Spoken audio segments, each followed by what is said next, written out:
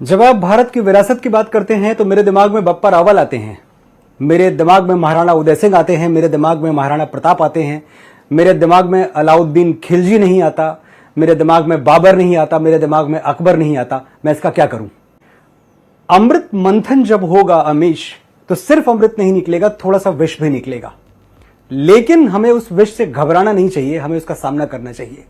एक बार आंखें खोलने की जरूरत है, अपने इतिहास की तरफ देखने की जरूरत है कि जो हमारा अतीत है उसको कैसे अलग अलग टाइम पे, अलग अलग कालखंड में अलग अलग लोगों ने अपने फायदे के लिए ट्विस्ट एंड टर्न किया और कैसे हम उसका शिकार बनते गए।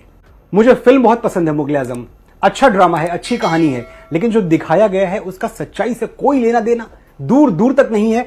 हमारी प्रॉब्लम यह है कि उस जनरेशन से लेकर आज तक जो हमें पर्दे पे दिखा दिया गया, हमने इसको सच मान लिया। हमने कभी इतिहास के पन्ने पलटने की कोशिश नहीं की, हमने द ग्रेट मुगल मान लिया और यह नहीं सोचा कि जिसको हम द ग्रेट मुगल कह रहे हैं ये वही आदमी है जो आगरा के किले के सामने मीना बाजार लगवाता था और लड़कियां जाके पसंद करता था, अपने हरम में भेजता था।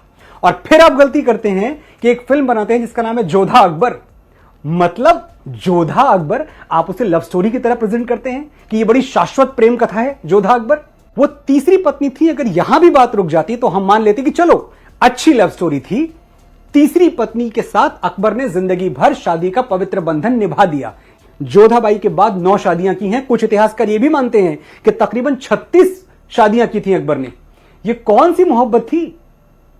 ये कौन सी मोहब्बत थी जो कभी रुकी ही नहीं? ये कौन सी मोहब्बत थी कि 1562 में अकबर जोधाबाई से विवाह करते हैं और 21 जून 1576 को पूरा मालवा उजाड़ देते हैं, बाज बहादुर को मार देते हैं, रानी रूपमती खुदकुशी कर लेती हैं क्योंकि रानी रूपमती के रूप का वर्णन सुन के यह आदमी पागल हो गया था। अकबर के बारे में यह सुनते रहते हैं कि भेष बदल के घूमते रहते थे। भेष बदल के घूमते थे, क्यों घूमते थे? भेष बदल के प्रजा का हालचाल जानने के लिए घूमते थे। यह तो झूठा इतिहास है जो हमें पिलाया गया है। सच यह है कि भेष बदल के हंटिंग ग्राउंड में घूमते थे, वो शिकार करने के लिए घूमते थे कि किसका शिकार करें। और ऐसा ही एक दिन था, इतिहासकारों ने लिखा है, जब अकबर रात के वक्त भेष बदल के घूम रहे थे और एक जगह नुक्कड़ नाटक चल रहा था। तो उस नुक्कड़ नाटक में जो कलाकार था वो रानी रूपमती की सुंदरता का वर्णन कर रहा था कि कैसे दुनिया में रानी रूपमती से ज्यादा सुंदर कोई और नहीं है। अकबर उस समूह में जो वो नाटक देख रहा था वहां खड़े हो गए और सुनते रहे बहुत देर तक, और उनके दिमाग में इस तरह रानी की खूबसूरती का नशा छाया कि उन्होंने अगले दिन अपनी फौजों को, जो उनके सौतेले भाई थे, जो उनकी दाई के पेट से पैदा हुए थे, सौतेला तो नहीं पर भाई मानते थे उनको आदेश दिया कि तुम जाओ और रानी रूपमती को उठा के लाओ।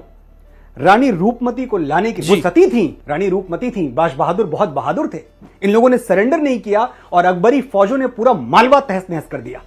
वो मालवा जो साहित्य का, संगीत का, लिटरेचर का, अदब का गढ़ था, जहां कोई बुराई ही नहीं थी। मैं ये कह दूं, अगर एक जो परफेक्ट स्टेट होता है, परफेक्ट ऑर्डर में स्टेट होता है, मालवा ऐसी जगह थी। अकबरी फौजों ने सब बर्बाद कर दिया। ये जोधाबाई से शादी के तकरीबन 14 साल बाद की घटना है। तो अकबर तो कहीं रुका ही नहीं, जब तक जिया अपनी हवस, अपनी वासना का पुजारी बना रहा। आप उसे मेरा हीरो ना बताएं, आपने आज तक बताया, मैंने आज तक मान लिया, अब मैं नहीं मानूंगा। अब मैं जाग चुका हूं और मेरे साथ करोड़ों हिंदुस्तानी जाग चुके हैं। जब हमें बताया जाता है कि हम इतने साल मुगलों के गुलाम रहे, अरे ये तो जो सिलेबस में पढ़ाया गया है वो झूठ है।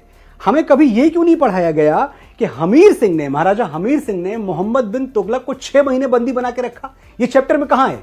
कौन सी टेक्स्ट बुक में ये पाठ है? हमें क्यों नहीं बताया गया कि महाराणा कुंभा ने खिलजी को महीनों कैद में रखा? हमें क्यों नहीं बताया गया कि महाराणा सांगा ने दिल्ली के सुल्तान इब्राहिम लोदी को खटोली के युद्ध में पराजित किया और बुरी तरह पराजित किया? हमें 7वीं सदी क्यों नहीं गिनवाई जाती, जब बप्पा रावल ने मोहम्मद बिन कासिम को ईरान तक दौड़ा दौड़ा के मारा था? ये सब हमें नहीं पढ़ाया जाता। हमें तो पढ़ाया जाता है कि भारत में मुगलों का रास्ता, जबकि उनकी सल्तनत तो भारत की सल्तनत नहीं थी, दिल्ली सल्तनत थी। यानी कुल मिलाकर दिल्ली के इर्द गिर्द राज करते थे। अगर आप महाराष्ट्र की तरफ देखें तो छत्रपति शिवाजी महाराज का डंका बज रहा था, उनकी तलवारों के आगे किसी की मजाल नहीं थी आके खड़ा हो जाए। अगर आप साउथ की तरफ जाएं तो वहां के एम्पायर जो थी, जो वहां के राजा थे, वो बड़े मजबूत थे।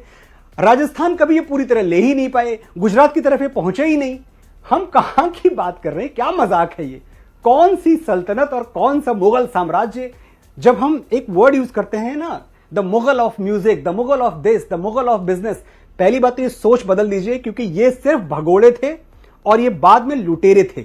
इनकी तीसरी कोई पहचान नहीं है, भगोड़े और लुटेरे। तीसरी पहचान जो दी है वो इस देश ने दी है और हमारी नपुंसकता ने दी है, क्योंकि हम चुपचाप सुन गए और सह गए।